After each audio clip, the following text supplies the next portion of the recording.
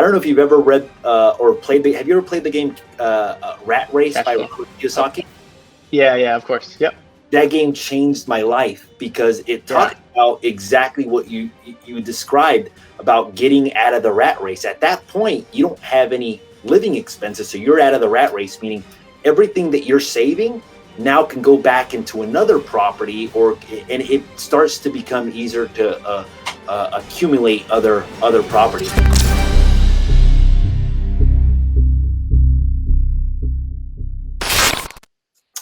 Hi, everybody.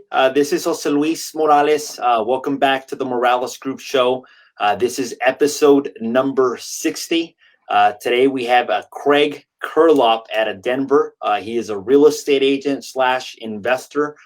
He is the leader of the FI group, which in a moment he'll tell us what that stands for. And today he's going to be talking to us about how to achieve financial freedom. He's going to be talking about house hacking. And then he's also going to be talking to us about how to live for free. So welcome to the show, Craig. How are you? Jose, thank you so much for having me on, man. I'm doing great, even better now that I'm on the show. Yeah, I'm really excited to have you on the show. And one of the reasons we were talking off camera is that I don't know too many agents that actually own investment properties. Like most of the agents that I know, unfortunately, just sell real estate, but never actually invest into the marketplace. So I'm excited about some of the knowledge that you're going to be sharing. So before we get started, if you could just let us know who Craig is, a little bit about your background, how you got started into real estate investing. For sure, yeah. So I started out in the corporate world, like probably a lot of folks, and quickly realized that I did not like it. Just was working, 70, 80, 100-hour weeks. And, the fun thing about being a salaried worker is that you don't actually get more pay as you work more hours, right? But you're kind of expected of a lot. And I was just kind of looking around me, looking at my mentors and the people that I had in my life. And I was like, wow, in 10 years, if I continue down this path, I'm going to move 25 feet down the hallway and maybe have an office, but still be in the same damn place, right? And that just was not what I wanted with my life. I wanted to, achieve financial freedom, which means I could, travel and hang out with my friends and family and, just make the most of my life outside of working hours. Mm-hmm. So I was actually in Silicon Valley at the time when I discovered this. And I was thinking about different startups ideas, right? Like being in Silicon Valley, that was the stream of passive income. Mm-hmm. And if you've ever been to Silicon Valley, you know that there are, 100 crappy ideas for every good one. And I can promise you that I probably had 95 crappy ideas and never got to that good one until I found real estate investing. And I was like, man, I don't need to be Mark Zuckerberg or Steve Jobs or whoever it is, right? I can just be a pretty wealthy person who just invests in real estate. It's not as sexy, but it's still a great way to build wealth. And so then I started to learn, educate myself. I found Bigger Pockets, all of those kind of things. And, within 6 months, I found myself actually working as the finance person at Bigger Pockets in Denver. So I moved from the Bay Area to Denver and really started getting into real estate investing. And the obvious kind of way to get into real estate investing was a house hack. And so for your listeners that may not know what house hacking is, that is when you buy a 1, 2, 3, or 4 unit property for a low percent down, typically as low as 3, 3.5, or 5% down. You live in part of it, rent out the other parts, whether it's a room or the other units. Your tenants pay your mortgage, and you live for free. And so it's such an amazing way to get started in real estate investing because 1, you don't need a huge investment. Mm-hmm. 2, you're literally going home to your investment. So you're watching over it every day. Things are going to break. You're able to fix them right away. And, you never have to run across town to do anything, right? You just go home. And, because I was eliminating my living expense, I was able to save up. And in 1 year, able to do that again and again and again. And now I'm going on my 5th house hack. I've got a handful of other investments. And now we're really helping other people do the similar thing. That's awesome. And you actually have a book on it, right? From what I recall? Yep. Yeah. So I wrote the book called The House Hacking Strategy. It was actually published by Bigger Pockets. And yeah, it really just takes you step by step on how do you go from basically knowing nothing about the strategy of house hacking to, okay, I feel pretty comfortable in actually making a move and getting my first one. And so that's why we wrote the book. And then that's also why we created the FI team, which is our team of real estate agents, all of whom are investor friendly as well. Because sometimes it can be scary. Like I remember when I was doing my first deal, like, and I wish I had someone to kind of guide me along here. So at the FI team, we're here to take you from someone who knows absolutely nothing about house hacking all the way to getting into your first house hack, staying with you throughout the way through number 2, 3, 4, and 5, all the way until you hit that financial independence marker. Would you mind walking us through your first deal? Like, what did that look like? Was it a duplex, a triplex? How much did you purchase it for? What did you rent it out for? What was the mortgage payment? How did that whole thing get structured? And then maybe transition us into the second deal as well, too. How that one actually helped you get into the second one as well. If you're for sure. Yeah. So that first deal, it was about 2 months after I moved to Denver. I'm very much of like once I want to do something, I just go do it. And so 2 months into Denver, I closed on my first property. It was a duplex. It was 1.5 miles away from the office. Now, this is before I knew too much about house hacking. At this point, the only way to house hack was a duplex, triplex, or quad. No one really thought about let's get a single family house and rent it out by the room, right? Yeah. Which is probably what I should have done looking back, or would have done looking back had I known. However, I didn't do that because I didn't know. So I bought this duplex. It was 1 bed, 1 bathroom upstairs, 1 bedroom, 1 bathroom downstairs. And it was completely finished, needed no work. It was recently renovated. Right. And so I rented out the top and lived in the bottom. So I guess I should say I purchased the property for $385,000. My monthly payment on that was about $2,000 a month or so at the time. With PITI, using FHA, everything, right? Yep. PITI. Okay, awesome. Yep. That may sound low if you're depending on where you are, right? Taxes in Colorado are pretty low, and so so I lived in the bottom, rented out the top. I rented out the top for $1,750. So about $250. I was paying $250 in my mortgage while living in the bottom, but that wasn't enough. I had my sights set. I'm like, I want to pay $0 on my mortgage, or make money. And so I rented out my bedroom on Airbnb, and I slept behind this like curtain/room divider on a futon in the living room for a year. And so I rented that out for $1,100. So I was making a total of $2,850 a month in rent, and I was paying about $2,000 a month in rent. Awesome. While living for free. Which is awesome. Which the power in that is that because you have $0 in living expenses and you're actually making a profit, now everything that you're making at your job, you can actually save it, which is the opposite of what most people do. I don't know if you've ever read or played have you ever played the game Rat Race by Robert Kiyosaki? Yeah, of course. Yep.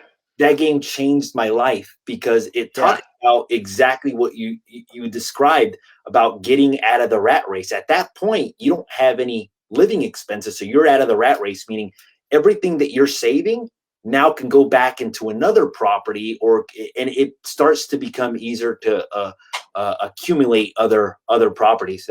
That's awesome. Okay, and then from purchasing that property, obviously you were making cash flow on it. You lived there for a year. What was the next? Did you purchase a second? You purchased a second property after that. What did that look like, and how did that transition look like? Did you rent out the? Did you continue renting out the 1 bedroom as an Airbnb, or did you place a permanent tenant in that unit? Can you go over that? Yeah. So great. So great questions. Obviously, in that year that I was in the first property, you're exactly right? Like I was saving 70-80% of my income, because once you eliminate your living expense, that's such a massive thing. And I also lived 1.5 miles from work. So I was really walking and biking to work. So I had hardly any transportation expense. Yeah. So like all I was doing was spending money on like groceries, right? And that's not that much, especially for a single dude. So that was a massive helper in helping me save up that next $30,000 that I needed for the next down payment. And so on the second one, I learned about this rent by the room strategy, which was, okay, I buy like a larger house, a 5-bedroom, 2-bathroom house, a little outside of the city. So I'm like 6 or 7 miles from Denver. I live in 1 room. Now I get my own bed and my own window and door and all these 4 walls and things that you may take for granted. And I live in that place and rent out the other rooms. And so there, I bought that place for $343,000. The mortgage payment was oddly enough the exact same. It was like $2,000 a month, and that was mostly because interest rates were higher, but the purchase price was lower, so it kind of evened out. And at that time, I was renting out each room for about $700. How many bedrooms again? It was 5 bedrooms. Okay. And so I was, and actually there was a master too that I actually rented out for, I think, like 900. But just for like ease of calculation, let's just say they were each 700. So I was getting $2,800 because I was occupying 1 bedroom myself. So $2,800 in rent over a $2,000 mortgage. So I was making $800 a month and living for free in that room. While the first property, I had both units on Airbnb for a while. Now, full disclosure, that is not legal in Denver. In order to be an Airbnb, it has to be your primary residence. And so I did end up getting caught. The consequence was a slap on the wrist. So I took the slap on the wrist and I converted it to a permanent up down. But I made some good money for about a year of doing it on Airbnb without Denver knowing that once they found out. It works either way, just less good as a traditional. And then did you end up renting it for the same $1,750 that you had the top unit for, just to kind of get an idea of cash flow, what it was making you? No, so it's a little less. It was 13. So actually what ended up happening was I think I got lucky on the 1750 and got above market rent. I ended up for the next year when those tenants moved out, I ended up dropping the rent to 1650 upstairs. And then I got 1300 for the downstairs because it is up down. And so they're here, there's noise and they're hearing people. So it's really not the same value.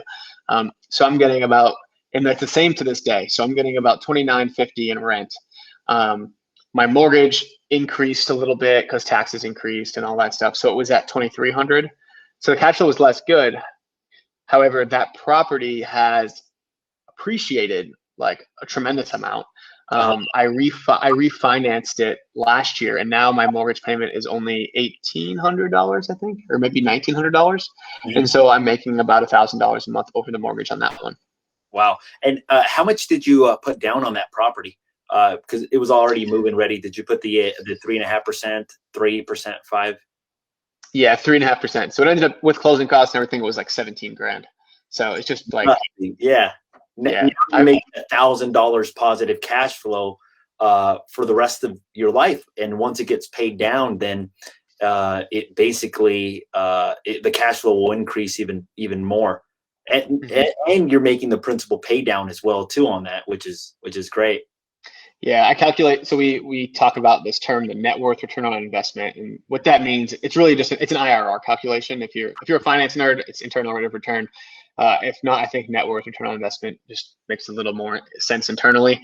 But if you take into account, the cash flow, the rent savings I had for that first year, the appreciation just in that first year, and the loan pay down, my net worth increased 5 times more than the investment I made in year 1, right? And so it's just, there's no better way to like build wealth and get involved in real estate than house hacking, in my humble opinion. Yeah. And I think some of the concern that people may have, or like I talk to people about, like in California, you can do something called an accessory dwelling unit, which is basically where you convert your garage into a legal unit. So you can turn a house into a duplex, you can turn a house into a triplex. But some of the concerns that people have, well, I don't want to have somebody living in my backyard. But sometimes you got to sacrifice to get to where you're to get to financial freedom. There's a level of sacrifice.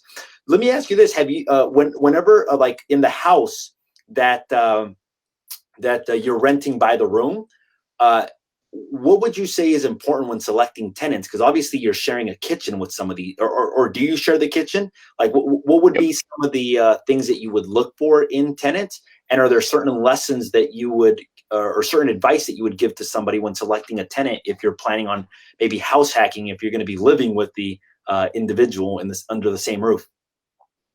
Yeah, so renting by the room is one strategy in this house hacking umbrella, right? If you don't feel comfortable living with people, then yeah, I would do the duplex, triplex, or quad, or you do the accessory dwelling unit, you've got your own living space. But the rent by the room will probably be your most profitable. So if you are in a position where you can do that and I want to, then I highly recommend it. To answer your question about how do you pick your tenants, right? Mhm. It's really more of an art than it is a science. It's okay, like first off, I always go to, Facebook Marketplace, Zillow, Trulia, Hub, like every place you can, you list your ads for the room. You get exposed. When you want to get as much exposure as you can, so you've got the largest possible pool to pick from. What I've seen people have the most success is kind of niche out your place. And what I mean by that is we're in Colorado. So it's like, hey, snowboarder house. So if you're a snowboarder or skier, like we all go up to the mountains every weekend, would be great to get involved. And so that way you've got people that are going to be friendly with each other and are similar. Mm. And so when you have people that are similar, their tolerance is a little bit higher, right? Like if your friend doesn't wash a dish, it's not as big of a deal as like if some stranger that you think is really annoying and plays his music too loud, doesn't wash a dish, right?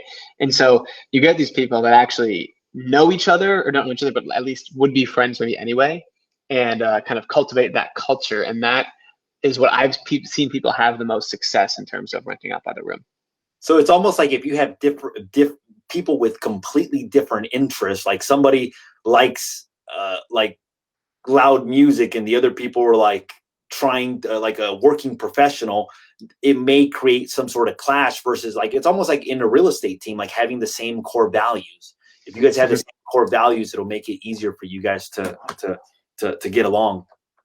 Yeah, and you also want to make sure, like, you want to do your background checks and your credit checks, and all that stuff kind of goes to say, right? Like, you'll find that in any blog article or textbook or whatever. But the stuff that is the juicy stuff, I think, is how do you market your place, and how do you actually like attract rather than attraction rather than recruitment, like attract people to your place rather than just recruit them to your living place. And then how do you do the numbers? Like, meaning like, okay, like I know what your mortgage payment's going to be, but where do you look for renting by the room? Like, how do you come up with how much can you rent each room by? Yeah. So one thing you have to know is that when you run your models, one thing, and that's that they're wrong. Right.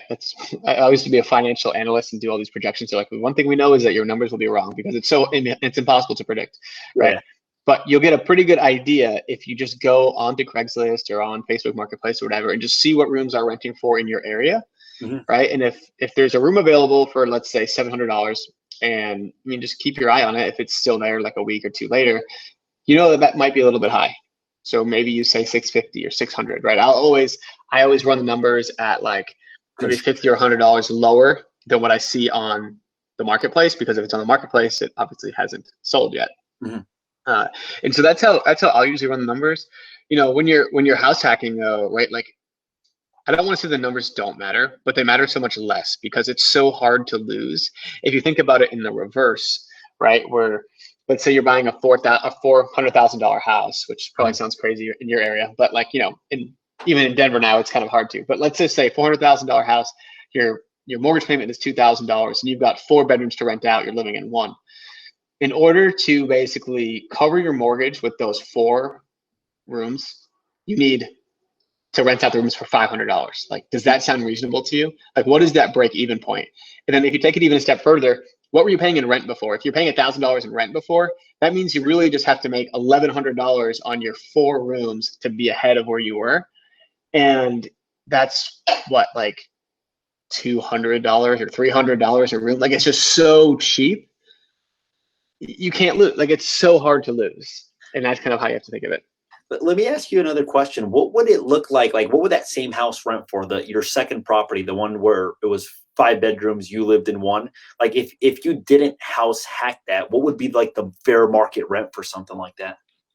Yeah. So I actually have it. So now it's almost 3 years later. I literally last month transitioned it from rent by the room to a traditional rental single family unit, and it rents for $2,600. Perfect. So the difference is it was 37 with rent by the room, 26 single family. However, rent by the room, you have a lot more vacancy. It's a lot harder to find a property manager. Yeah. It's a bigger pain. So at some point you're like, you know what? I am okay without having this big stress in my life. Now I know that it's rented. It rented out in like a second. It's going to be super easy. They're paying utilities and internet and all that kind of stuff. So when things like that go wrong, that's on them to fix. It's not like they're going to ask me about the internet issue going on. So Yeah, that's the difference. Is it easier to house hack when you're living there versus renting by the room, you moving out? That's kind of the sense that I'm getting. Would you say that would be easier because you're living there? You can kind of keep your eye. You can kind of do some of the management as well too. I don't know if I would say easier. It's more comfortable for sure. Mhm. And maybe it's I wouldn't say like if I had moved out of that place and rented a place and didn't have like another place that I needed to fill and then Yeah. also start a real estate business and all that kind of stuff. Like that was why I got the property manager and decided to change it, was because that my dollar per hour, my highest and best use of time was no longer filling bedrooms. It was, okay, how do I build this real estate team? How do I help other people achieve financial independence through real estate investing? Like that's what I love to do. So, that's what made that decision. If you're planning on just picking up like 2 or 3 of these rent by the room properties, I mean, they can cash flow you over $1,000 a month. So I've got plenty of people. I have probably 4 or 5 clients over the past year that are like traveling the country, van lifer type people. They have 3 of these properties. They're getting $1,000 to $2,000 a month. They're making $4,000 to $5,000 in passive income, and that's all they need. And they manage it themselves because they're not really looking to grow or build anything. So it just depends on who you are and what your goals are. Perfect. Have all of your properties, have you bought them with less than like 5-10% down? Or have you had to put any like 20% down on any of the properties yet? Yeah, so the downside about house hacking is that you can only do it once a year, right? And so that $20,000 or $30,000 that you spend will be on a house hack will be your highest return on $230,000. So like, if you had like $200,000 to invest in a year, your highest priority would be to get a house hack. That'd be the first, because that's the third. That's gonna be the highest return on that 30,000. But you've got another 170,000. What are you gonna do with it, right? Mhm. And so that's when you start doing stuff at 20, 25% down. So I do have a handful of properties out in North Carolina right now that I bought for 25 or 30% down. And I've got one other duplex that I bought with a partner, which we did 25% down on Awesome, man. in Congratulations. Denver. Yeah. Cool. Are you still house hacking right now? Meaning like where you live right now, do you still rent out by the room, or how is that situation? So we've done a little bit more luxury now. So I've on my most recent house hack, which was in July of last year, we've kind of had a rehab gone wrong. So we're still rehabbing it. But when that's done, that's going to be a nice little kind of like triplex type thing. And so that will be, it's going to cash flow close to $2,000 a month when it's done. So it's been a rough rehab, but I think the cash flow will be worth it in the end. And then my girlfriend is actually really into the house hacking thing as well. So right now we're living together in the upstairs of her place, and we're Airbnb-ing her downstairs. And so, I pay her rent and she gets rent from the Airbnb. And so she's probably making like 2,500, on a good month, maybe 2,500, 3,000 on the total rent, and her mortgage payment's like 2,400. So it's a good one. So you've actually been able to do this thing like over and over, maybe like 4 or 5 times now. And now property values have appreciated, rents have probably appreciated as well too. Principal pay down has gone down, interest rates have gone down. So you've been able to benefit from this. Not only that, but it just allows you to save up a lot of money in terms of cash flow. What I love about this is you seem really passionate about it. Like whenever you talk about house hacking, like I can tell that you believe in it. You feel like this is the best strategy. Like this has gotten me to where I'm at right now, and that's what I love about it. What advice would you give to somebody looking to get started into real estate investing? Like let's say somebody out there has never purchased a property. I talk to people like that all the time. They want to get into investing or they want to buy a house. Let's say that they want to buy their first investment. What advice would you give to them? So it depends on where you are in your journey. I would say the first step is going to be to educate yourself, right? Get on Bigger Pockets. I mean, I'm not here to promote my book, but feel free to pick up the book. Like that would be a good guide to getting you into your first house hack. But just get introduced to a realtor in a lender in your area and see if they know something about house hacking.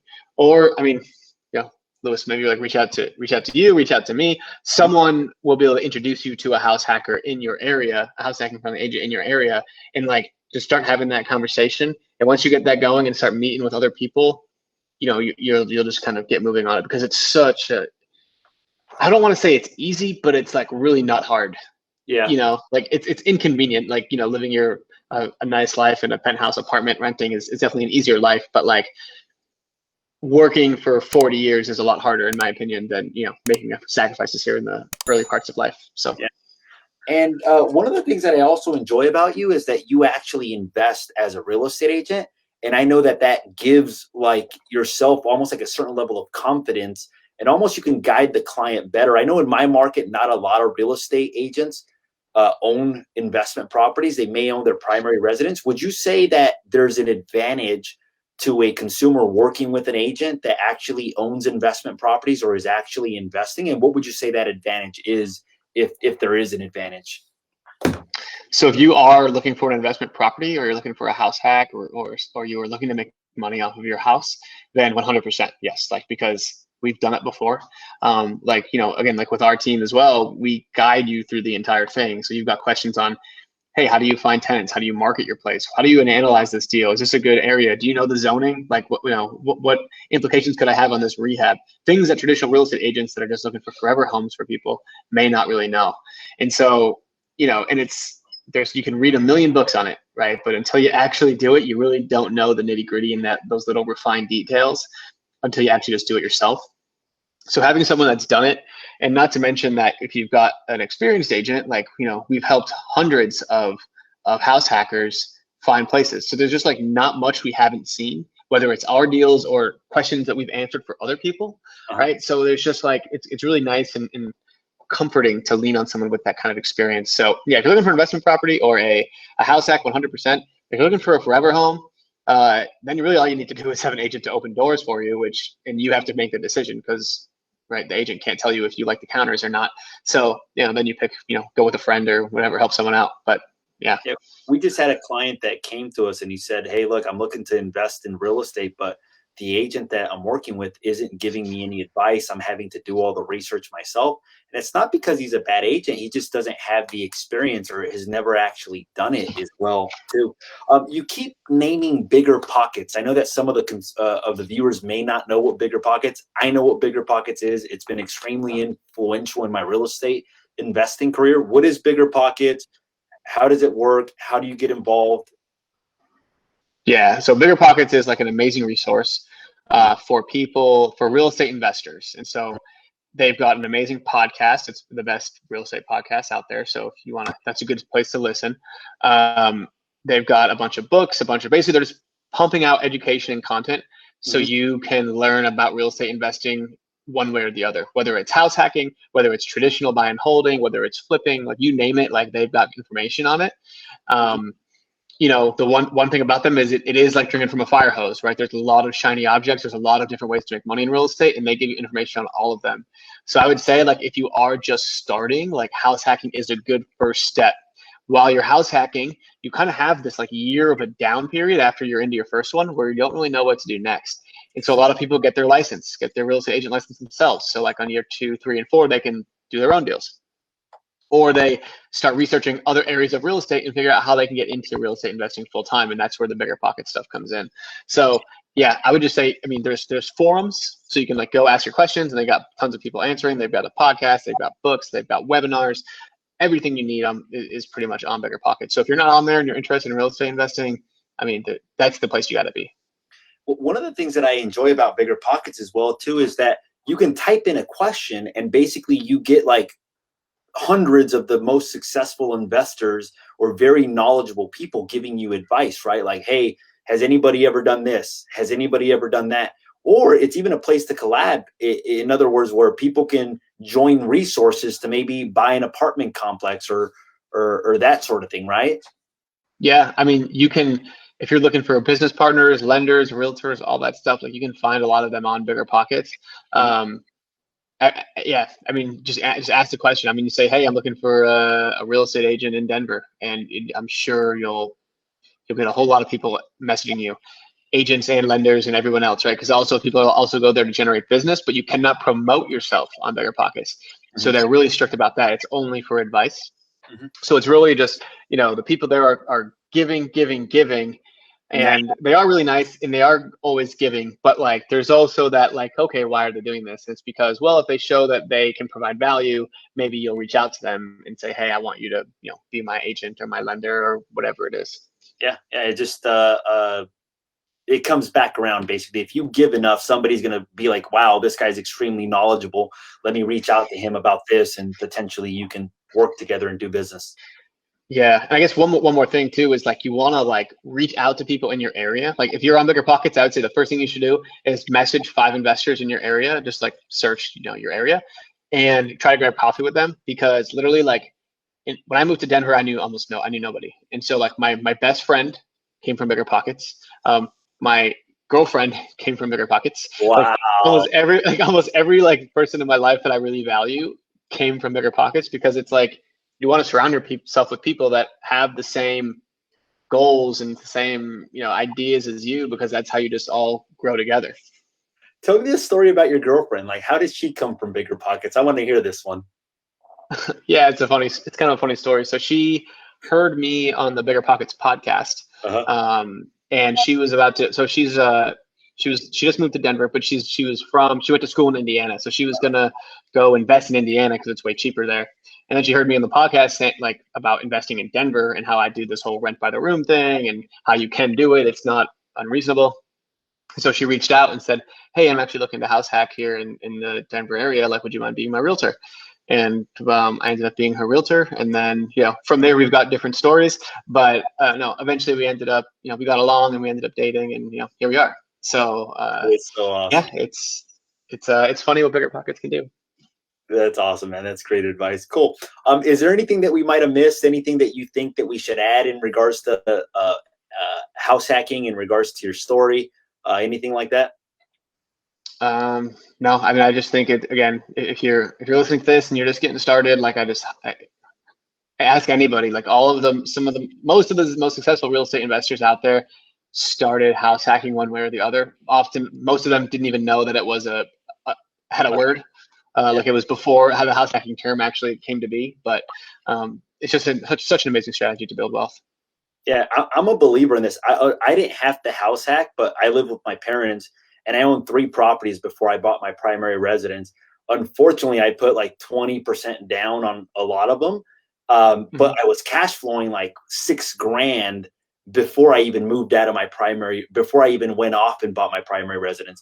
So I think the moral of the story is, if you can minimize your living expenses, that means that everything that you're making, you're saving it, which allows you to duplicate it. If you can always, and even now, like I've still kept my expenses relatively low relative to the amount of income that I make. So I'm able to just continue investing, and then it just starts to snowball. And I'm imagining that that's happening to you, where you've made so many good decisions that it's snowballed, and now you're getting involved in bigger deals, different areas, and you've got all this cash flow coming in. So I think for our viewers, if they could pick up one thing, that would be it. That sometimes you have to sacrifice a little. If you're able to do that, you're able to put yourself in a better position financially, where eventually you may not have to work, Oh, 100%. I mean, I'm at a point now where we really don't have to work anymore. We just enjoy it, and we like building wealth. And I mean, it would be a very like middle class lifestyle. We kind of want to live maybe a little bit more lavishly, but just to kind of like put a story to it. My girlfriend and I have spent the last 7 weeks in Hawaii. It's just been kind of a dream of ours to go to Hawaii, and here we are there, right? And so we're doing stuff there, and it's been an even bigger dream of my family to come to Hawaii. And growing up, we lived in Massachusetts, right? So that's like the opposite side of the world is where I grew up. And we'd have this big water bottle, like this big, like, Poland Spring 20-gallon jug where we would, put our coins in and put our dollars in as we passed by. And that was the Hawaii fund. And we never went. I think we cashed it in, and we just never ended up going to Hawaii. And so I was able, because of house hacking and because of all this, like these whole ideas, like I was able to take my family. I purchased this whole thing was paid for by me to my family to bring them to Hawaii for a week, and we just had like an amazing time together, and just something that like I never even would have dreamed of doing. And literally just I've been investing for 4 years. Like it's not like it's been a crazy amount of time. Yeah. And just being able to kind of do that and do those things, and just it's just a world of a difference. So that is awesome, man. Congratulations on that. Where could people find your book? Yeah, you can find it on biggerpockets.com/househack would be probably the best place, and that's where we, on Bigger Pockets, we give a little bit more than just the book. There's like calculators and a bunch of like some leases and all that kind of stuff that we give with it. But it is a little bit more expensive on Bigger Pockets. So, but if you want just a cheaper version of the book, then you can just go right on Amazon and buy it there. Okay, cool. And then where could people find you? Like, let's say somebody liked your story. Obviously, you've already got a girlfriend, so I don't think that will come from this podcast. But if people wanted to find you, follow you, kind of keep up with your story, where would people go about doing that? Yeah, so I'm on Instagram. I'm at the Fi Guy, so TheFiguy. You can also, we have our own podcast called the Fi Team Podcast. And that's probably the best two places to reach out and to kind of hear a little bit more about us. That's awesome, man. Cool. Well, I've enjoyed your story. Thank you so much for coming on. This was episode number 60 of the Morales Group show. We had Craig. Your last name, how do you pronounce it again? Oh, you had it so good the first time. It's Curelop. Curelop. And he talked to us about achieving financial freedom and house hacking. So thanks so much, everybody, for watching. If you've liked this episode, make sure to hit that subscribe button, smash that like button, and share it. Helps the YouTube algorithm. Thanks so much, guys.